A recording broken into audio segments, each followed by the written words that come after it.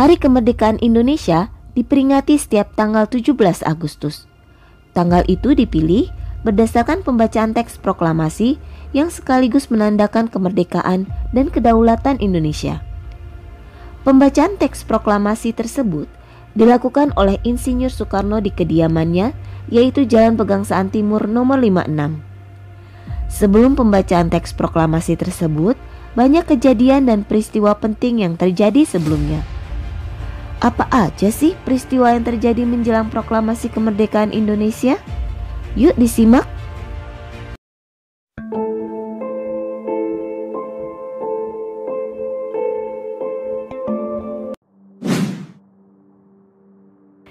Pada tanggal 6 Agustus 1945, kota Hiroshima, Jepang dijatuhi bom atom pertama oleh Amerika Serikat.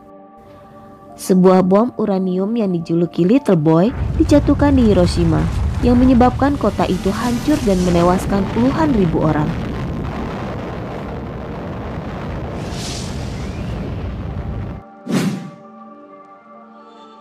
(7 Agustus 1945), Jenderal Jepang yaitu Marsekal Terauchi memutuskan membentuk PPKI, Panitia Persiapan Kemerdekaan Indonesia, atau Dokuritsu Junbi Inkai.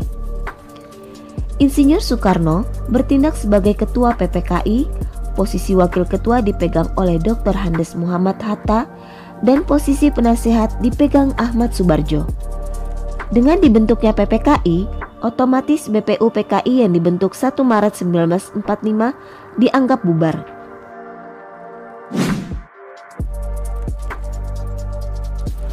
Serangan berikutnya, bom plutonium berjuluk Fat Man dijatuhkan di Nagasaki pada 9 Agustus oleh Amerika Serikat.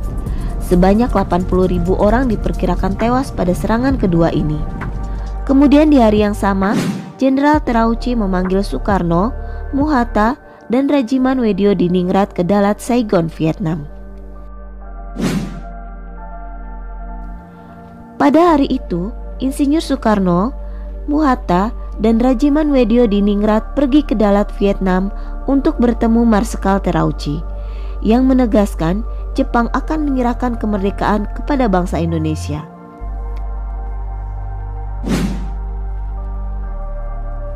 Pada tanggal 14 Agustus 1945, Insinyur Soekarno, Muhatta, Rajiman Wedyo Diningrat kembali ke Indonesia. Kemudian golongan muda yang diwakili Sultan Syahrir mendesak golongan tua yaitu Soekarno dan Muhammad Hatta untuk segera memproklamasikan kemerdekaan Indonesia. Jepang menyerah tanpa syarat kepada sekutu dan terjadi kekosongan kekuasaan atau vacuum of power di Indonesia.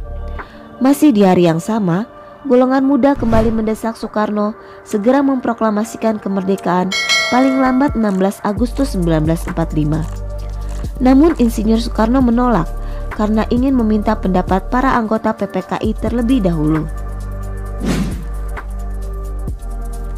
Pada 16 Agustus 1945 dini hari, Soekarno dan Muhatta diculik oleh golongan muda ke Rengas Dengklok, Karawang. Penculikan ini dilakukan hanya agar Soekarno dan Hatta tidak terpengaruh oleh pihak Jepang dalam pengambilan keputusan. Kemudian Soekarno dan Hatta dipaksa golongan muda segera memproklamasikan kemerdekaan Indonesia melalui radio. Di hari yang sama malam harinya, Soekarno dan Muhatta kembali ke Jakarta.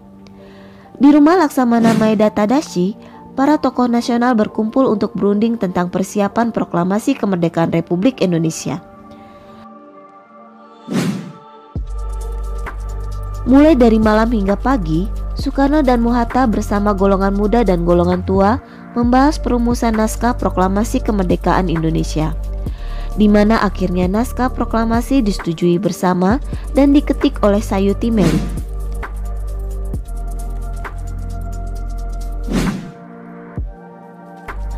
Pada sekitar jam 10 pagi, diwakili oleh Soekarno dan Muhatta, mereka membacakan teks proklamasi kemerdekaan Republik Indonesia di Jalan Pegangsaan Timur nomor 56, yang sekaligus menandakan kemerdekaan Indonesia dari penjajahan Jepang.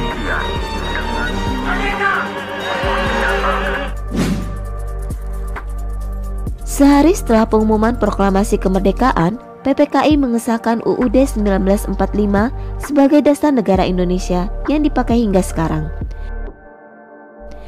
Begitulah kisah singkat perumusan proklamasi kemerdekaan Indonesia.